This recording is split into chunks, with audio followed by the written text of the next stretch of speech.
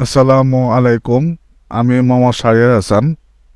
আজকে আপনাদের মাঝে আমি আরেকটি ভিডিও টিউটোরিয়াল নিয়ে হাজির হয়েছি। আজকে আপনাদেরকে ফটোশপে একটা টুল সম্বন্ধে শেয়ার করব। এই টুলটার নাম হচ্ছে ক্রপ টুল। ক্রপ টুলের অনেক কাজ আছে, অনেক ধরনের ক্রপ টুল করা যায়। ক্রপ টুলের ভিতরে কিছু আরও অন্যান্য সাব ক্রপ টুলও আছে, আবার কিছু অপশনও আছে। যেই টুল এবং অপশনগুলো ব্যবহার করে আপনারা সুন্দর করে আপনাদের ছবি ক্রপ করে কাজ করতে পারবেন। তো আজকে ওই টুল সম্বন্ধে এবং ওই অপশন সম্বন্ধে আপনাদেরকে বিস্তারিত বলবো। সাধারণত আমরা যেই টুলটা ব্যবহার করে থাকি ক্রপ টুলের, সেটা হচ্ছে এই টুলটা। এই ক্রপ টুলটা এনাবল করতে আমরা এখানে মাউসের রাইট বাটন ক্লিক করে প্রেস করে এনাবল করতে পারি, আবার কিবোর্ডে সি প্রেস করেও আমরা এটাকে এনাবল করতে পারি। তো আমরা যদি এটাকে এখন এখানে একটা ক্লিক দিব, ক্লিক দেওয়ার সাথে সাথে দেখবেন অটোমেটিকলি সেই অপশনটা সে নিয়ে ফেলছে। এখন চাইলে আমরা এটাকে এই এই জায়গায় এখানে যে তিনটা সাদা দাগ আসছে, এই কর্নারে একটা, মাঝে একটা, আবার এই কর্নারে একটা, চাইলে আমরা এখান থেকে এই কার্সারটা যখনই মাউসের কার্সারটা যখনই আমি এই সাদার অংশটুকুনটার জায়গায় নিয়ে আসব, তখন দেখেন কার্সারটা চেঞ্জ হয়ে ফেলতেছে। এই কার্সারটা চেঞ্জ হওয়া মানে হচ্ছে আমি চাইলে এটাকে টেনে ডাক করে নিচের দিকে আনতে পারি, আবার প্রয়োজনের অনুসারে আবার এটাকে উপরের দিকেও বেশি নিতে আমরা পারি। এইভাবে এখানে এখন ট্রান্সপারেন্ট ব্যাকগ্রাউন্ডটা কেন শো হচ্ছে, কারণ আমার এই লেয়ারের নিচে অন্য কোনো ব্যাকগ্রাউন্ডের বা অন্য কোনো কালারের লেয়ার নাই বা অন্য কোনো ব্যাকগ্রাউন্ড নাই। তো এই ব্যাকগ্রাউন্ড এবং কালার না থাকার কারণে এখানে ট্রান্সপারেন্ট ব্যাকগ্রাউন্ডটা শো হচ্ছে। তো এখন এটাকে আমরা ছোটও করতে পারি, আবার বড়ও করতে পারি। তো ছোট বড় করে আমরা আমাদের মতো কাজ করতে পারি। এখন এই যে এখান থেকে এখানে উপরে নিচে দেখালাম, আবার এই কর্নার থেকেও আমরা এটাকে এইভাবে ছোট বা বড় করতে পারি নিজের ইচ্ছা মতো। নিজের ইচ্ছা মতো কাজ করতে পারে। ক্রপ টুল মেইনলি ব্যবহার করা হয় ছবিটাকে কাটার জন্য। এখন এটা গেল সাধারণ ক্রপ টুল, এটা আমরা মানে সবাই এটা ইউজ করে এইভাবে। কিন্তু এই ক্রপ টুলের কিছু ভেরিয়েশন আছে। এই ভেরিয়েশনের মধ্যে এইখানে একটা দেখেন, এখানে গ্রিড আকারে একটা অপশন দেখতে পাচ্ছেন। এখানে যদি মাউসের লেফট বাটন যদি ক্লিক করি, তাহলে দেখবেন এখানে আরও অনেক অপশন চলে আসছে। Rule of third, grid, diagonal, rectangular, golden ratio, golden spiral, এরকম অনেক ধরনের অপশন চলে আসছে। রুল অফ থার্ডসটা যদি আমরা ক্লিক করি তাহলে কি দেখব, এটা দুটো তিনটা চার পাঁচ ছয় সাত আট নয়টা ভাগে এই ছবিটাকে ভাগ করে দেখাচ্ছে। রুল অফ থার্ডসের হচ্ছে রুলসটা হচ্ছে কি, যে একটা ছবিকে বা একটা ব্যাকগ্রাউন্ডকে তা সে 9টা ভাগে ভাগ করে গ্রিডের মাধ্যমে, যাতে করে এখানে মেইন পয়েন্টে ফোকাসটা থাকবে আর বাকিগুলো ছবিটা এইভাবে করে থাকবে। এই গ্রিডের ব্যবহারের মাধ্যমে আমরা এটা ফটোগ্রাফিতে, যারা ফটোগ্রাফি করেন তারা খুব বেশি ইউজ করে থাকেন। ক্যামেরাতে রুল অফ থার্ডসের এরকম অপশন আছে, আপনারা ইন্টারনেটের রুল অফ থার্ড সম্বন্ধে ঘাটাঘাটি করলে পেয়ে যাবেন। তো ইন্টারনেটে যদি আপনারা ঘাটাঘাটি করেন, সেখানে আপনারা অনেক ধরনের অপশন চলে আসবে, যেটা আপনাদের সঠিক গাইডলাইন্স আপনাদেরকে নাও দিতে পারে। তো আপনারা ক্যাড বাংলাদেশের ফেসবুক পেজে ওখানে যাবেন, ওখানে রুলস অফ থার্ড সম্বন্ধে, গোল্ডেন রেশিও সম্বন্ধে অনেক বিস্তারিত বর্ণনা দেওয়া আছে। তো ওইখান থেকে আপনারা অনেক কিছু শিখতে পারবেন, জানতে পারবেন। তো এখন রুলস অফ থার্ডস অনুযায়ী যদি আপনি এটাকে ক্রপ করতে চান, তাহলে আপনাকে বুঝতে হবে যে আপনার অবজেক্টটা আপনি কোথায় রাখবেন। এই অবজেক্টটা সাধারণত মিডিল বক্সের মধ্যে রাখতে হয়। এখন আপনার অবজেক্টটা মিডিল বক্সে আপনি কিভাবে রাখবেন, এইভাবে সেটা ডিসাইড করে আপনাকে রাখতে হবে। আপনি মাউসের লেফট বাটন প্রেস করে ছবিটাকে উপরেও নিতে পারেন, আবার নিচেও নিয়ে আসতে পারেন। এইভাবে করে আপনি ছবিটাকে প্লেস করে দেন রাইট বাটনে ক্লিক করলেই এটা ক্রপ হয়ে যাবে। কন্ট্রোল জেড দিয়ে আমি আগের পজিশনে যাই, আবার ক্রপ নেই। ক্রপ টুল নেওয়ার পরে এবার দেখব গ্রিড। গ্রিডটাতে যখনই আমি এখানে ক্লিক করতেছি, যখনই আমি এখানে ক্লিক করলাম, তখন দেখেন অসংখ্য গ্রিডে ছবিটা ভাগ করে সে দেখাচ্ছে। আমি চাইলে এটাকে এভাবে করে ছোট করে নিয়ে আসে গ্রিডটাকে এইভাবে কন্ট্রোল করতে পারি। ছোট করে নিয়ে আসে এইভাবে আমরা এটাকে কন্ট্রোল করতে পারি। এভাবে কন্ট্রোল করে আমরা এটা কাজ করতে পারি। তারপরে অপশনটা হচ্ছে ডায়াগোনাল। ডায়াগোনালটা হচ্ছে এইটা যদি আমি উপরের দিকে নেই, দেখেন খালি এক্স চিহ্নটা পরিবর্তন হচ্ছে, উপরে এক্স চিহ্নটা পরিবর্তন হচ্ছে এইভাবে করে। আবার আমি যদি নিচের দিকে টান দিই, তাহলে দেখবেন নিচের ডায়াগোনাল অপশনটা সেটা সে চেঞ্জ হচ্ছে এইভাবে চেঞ্জ করে আমরা এই মাঝ বরাবর এই কাপটাকে রেখে দেন আমরা ওকে করে দিলে এটা ক্রপ হয়ে যাবে। এটা আসলে আমাদের বিভিন্ন ফটো ম্যানিপুলেশন কাজে আমরা ব্যবহার করে থাকি এই ডায়াগোনাল ক্রপ টুলটা। ট্রায়াঙ্গেল ক্রপ টুল, ট্রায়াঙ্গেল ক্রপ টুলটা হচ্ছে এটা যদি আমি নিচের দিকে নিয়ে আসি, দেখেন এটা আস্তে আস্তে কিন্তু সরে এটার সাথে মিলিত হয়ে ক্রস চিহ্নে পরিণত হচ্ছে। এখানে আমরা ক্রস চিহ্নটা যদি বরাবর মাঝে এইভাবে যদি রাখি, তাহলে জিনিসটা সুন্দর হয়। কারণ কফি বিনের মধ্যে মিডিল ফোকাস পয়েন্টটা হচ্ছে কাপটা। এইভাবে করে রাখলে আমরা সুন্দর করে ছবিটা প্লেসমেন্ট করতে পারবো। এটা এখানে রাইট বাটনে ক্লিক করে দিলে ওকে ওকে হয়ে যাবে। সুন্দর মতো করে স্কোয়ার সাইজে একটা আমরা ছবিটাকে ক্রপ করে নিতে পারি। তারপরে গোল্ডেন রেশিও। গোল্ডেন রেশিও কি, কেন ব্যবহার করব, এই ব্যাপারে বিস্তারিত ক্যাড বাংলাদেশে ফেসবুক অফিসিয়াল পেজের মধ্যে দেওয়া আছে। আপনারা ফেসবুক পেজটা ভিজিট করবেন। ওখানে আমাদের কোর্স রিলেটেড অনেক ধরনের ডিসকাউন্ট বলে দেওয়া আছে। আপনারা সেগুলো এনরোল করে কোর্সে ভর্তি হয়ে নিজেকে দক্ষ করে তুলবেন। তো এখানে গোল্ডেন রেশিওর ব্যাপারে যেটা আছে যে এখানে আপনি এই চারকোনা বক্সের ঠিক মাঝ বরাবর এই কাপটা রেখে এই ছবিটা রেখে দেন আপনাকে ক্লিক করে দেবেন। বিশ্বের যত সব বড় বড় যারা গ্রাফিক ডিজাইনাররা আছেন বা লোগো ডিজাইনাররা আছেন, তারা সবসময় গোল্ডেন রেশিওটাকে ফলো করেন। এটা হচ্ছে ডিজাইনের একটা মূল মাধ্যম বা রুলস বলতে পারেন। এটা ইউজ করা হয়ে থাকে গোল্ডেন রেশিওটা। আর গোল্ডেন রেশিওটা সাধারণত মেইনলি আপনার লোগো ডিজাইনে ইউজ হয়, আবার কম্পোজিশনের ক্ষেত্রেও ইউজ করা হয়ে থাকে। এইভাবে আপনারা এটাকে সুন্দর করে প্লেসমেন্ট করে ছবিটাকে ক্রপ করতে পারবেন। তারপরে একটা অপশন হচ্ছে কি গোল্ডেন স্পাইরাল। গোল্ডেন স্পাইরালটা হচ্ছে এই কর্নার থেকে এভাবে স্পাইরাল হয়ে আসবে।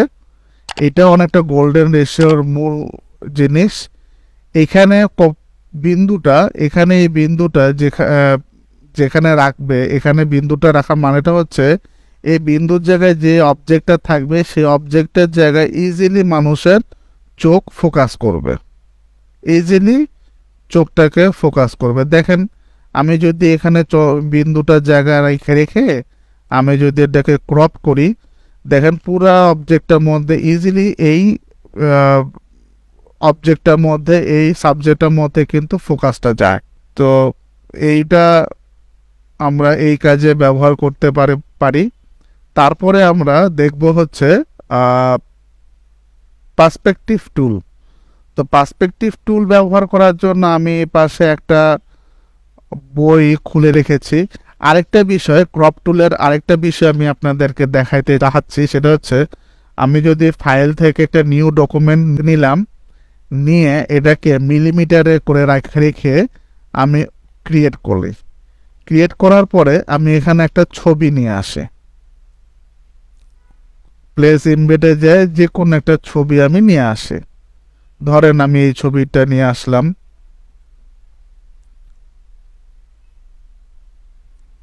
এই একটা ছবি নিয়ে আসলাম। আমি চাচ্ছি যে এটাকে আমাদের বাংলাদেশে যে পাসপোর্ট সাইজ আছে, পাসপোর্ট সাইজের অনুযায়ী ছবিটাকে আমি কাটবো। সেই ক্ষেত্রে আমি এই যে এই বারটা আছে, এই বারের এখানে দেখেন দুইটা দাগ আছে, এই দাগের মধ্যে আমি মানটা ভ্যালুটা বসাই দেব। আমাদের পাসপোর্ট সাইজের ছবিটা হচ্ছে 25 মিলিমিটার বাই 30 মিলিমিটার। আমি স্পাইরালটাকে রুলস অফ থার্ডে নিয়ে গেলাম, নিয়ে গিয়ে দেন আমি ওকে দিলাম। দিয়ে দেওয়ার পরে এটাকে 25 বাই 30 মিলিমিটারে ক্রপ হয়ে গেল। এখানে যেহেতু কোনো পাসপোর্ট সাইজের ছবি নাই, ধরেন আমি এটাকে বড় করলাম, বড় করে এই বাচ্চার ছবিটাকে আমি পাসপোর্ট সাইজের মতো করে নিয়ে আসব। এইভাবে আমরা চাইলে এইভাবে পাসপোর্ট সাইজের ছবি ক্রিয়েট করতে পারি এখানে এই মান ব্যবহার করার মাধ্যমে। এখন যখনই আপনি এই মান থাকা অবস্থায় যখনই আপনি ক্রপ করতে যাবেন, অটোমেটিকলি সে কিন্তু এই মানটাই নিয়ে নিবে। তা এখন আপনি যদি এটাকে নিজের মতো করে মান দিতে চান বা মানটাকে যদি আপনি উঠায় ফেলতে চান, সেই ক্ষেত্রে আপনি এখানে ক্লিয়ারের যে অপশনটা আছে এখানে আপনি ক্লিক করলেই এই মানটা সরে যাবে। সরে গেলে পরে দেন আপনি ইচ্ছা মতো এটাকে বড় করে নিজের মতো করে আপনি এটাকে ক্রপ করে ব্যবহার করতে পারবেন। তারপরে আমরা আসি পার্সপেক্টিভ ক্রপ টুল। এই পার্সপেক্টিভ ক্রপ টুল ব্যবহার করার জন্য ফার্স্টে আমি এরকম একটি বইয়ের মকআপ কালেক্ট করেছি। এখন আমি চাচ্ছি এইটা আমি একটু সোজা করে নিয়ে আসব, এরকম সোজা করে নিয়ে আসব। তো পার্সপেক্টিভ ক্রপ টুল এভাবে সিলেক্ট করে আমি এইখান থেকে একটা ক্লিক করলাম, তারপরে এখানে একটা ক্লিক করলাম, তারপরে এই জায়গাটাতে একটা ক্লিক করলাম, তারপরে এই জায়গায় একটা ক্লিক করলাম। ক্লিক করার পরে ওকে দিলাম, মানে রাইট বাটন ক্লিক করে ওকে দিলাম। দেখেন এটা সোজা হয়ে এসছে। এই পার্সপেক্টিভ ক্রপ টুলটাকে আবার আমি যদি ক্রপ করি, আবার আমি যদি এইভাবে নিয়ে আসে যদি ক্রপ করি, তাহলে কি আসে দেখেন একবারে সেটা সোজা হয়ে গেল। এইভাবে আপনারা বাঁকা কোনো ছবির অবজেক্টকে সিলেক্ট করতে চাইলে, যেটা একটু অ্যাঙ্গেল করে ছবি তোলা হয়েছে, সেটার সেই ছবিটার কোনো অবজেক্টকে নিতে চাইলে এভাবে ক্রপ টুলের মাধ্যমে, পার্সপেক্টিভ ক্রপ টুলের মাধ্যমে সেটা সিলেক্ট করে নেওয়া যেতে পারে। তারপরে এই ছবিটাতে ফেরত আসি। এরপর আমরা দেখব স্লাইস টুল। এই স্লাইস টুলে যখন আমি ক্লিক করব, ক্লিক করে আমি এখানে একটা বক্সের মতো ড্র করলাম, তারপরে এই অবজেক্টটাতে এখানে একটা ড্র করলাম, আবার চাইলে এটাকে একটু বাড়ায়ও এইভাবে কমাও নিতে পারি। তারপরে এইভাবে করে একটা ড্র করলাম, তারপরে এইভাবে একটা ড্র করলাম। করার পরে এই যে এগুলি কিন্তু এক একটা স্লাইস হয়ে গেল, ছবির এক একটা পার্ট হয়ে গেল। এখন এই পার্টগুলো আলাদা করব কিভাবে, সেটা করার জন্য ফাইলে যাব, ফাইলে গিয়ে এক্সপোর্টে যাব, এক্সপোর্ট থেকে সেভ ফর ওয়েবে ক্লিক করব। সেভ ফর ওয়েবে ক্লিক করার পরে আমি এখানে এটা লোডিং হচ্ছে, ছবিটা না লোডিং শেষ হয়ে গেলে দেন আমি সেভে ক্লিক করব। সেভে ক্লিক করে আমি একটা কম্পিউটারের একটা জায়গায় আমি একটা যেখানে সেভ করতে চাই সেই জায়গাটা আমি এখানে চেনাই দিব, দিয়ে ওপেন, তারপরে আমি এখানে সেভ দিয়ে দিব। সেভ দিয়ে দিলে দেখেন এটা সেভ হচ্ছে। এখন আমি যেই জায়গায় ফাইলটা আমি রেখেছি, মানে সেভ দিয়েছি সেই জায়গায় যাব, গিয়ে আমি যদি ইমেজে যাই, দেখেন আমার প্রতিটা জিনিস স্লাইস হয়ে গেছে, প্রতিটা জিনিস এইভাবে একটা একটা করে স্লাইস হয়ে গিয়েছে। তারপরে এটা গেল স্লাইসের কাজ।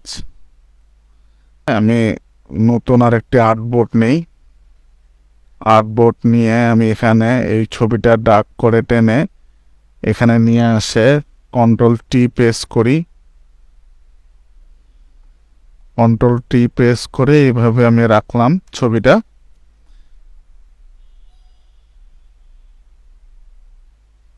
এরপর আমি এটাকে এখন যদি কাজ করতে চাই, এখানে সিলেক্ট করে নিয়ে আমি এটাতে এখন সিলেক্ট করব, কাজ করব। এটা হচ্ছে স্লাইস সিলেক্ট টুল। এখানে ক্লিক করে আমি যখনই এটাতে একটা ক্লিক দিব, ক্লিক দিলে দেখবেন এখানে প্রমোট এবং ডিভাইড অপশনটা এনাবল হয়ে গেছে। আমি ডিভাইডে ক্লিক করব, ডিভাইডে ক্লিক করে ডিভাইড হরিজন্টাল ইন্ট্রো এখানে আমি সিলেক্ট করে দিয়ে এটাতে আমি 10 দিব। তারপরে ডিভাইড ভার্টিক্যাল ইন্ট্রোতে এখানে সিলেক্ট করে এটাতেও আমি 10 দিব। তাহলে কি হলো, হরিজন্টালি ভাবে এই ফটোটা 10টা ক্লিক ভাগে ভাগ হইলো, আর ভার্টিক্যালি ভাবে 10টা ভাগে ভাগ হইলো। দিয়ে আমি ওকে দিয়ে দিব। ওকে দিয়ে আমি চাইলে এখান থেকে এই সিলেকশন টুলে, এই স্লাইস সিলেক্ট টুলের সাহায্যে আমি এটাকে একটু এভাবে বড় করতে পারি, আবার এইভাবে করে এটাকে এইভাবে করে নিতেও পারি।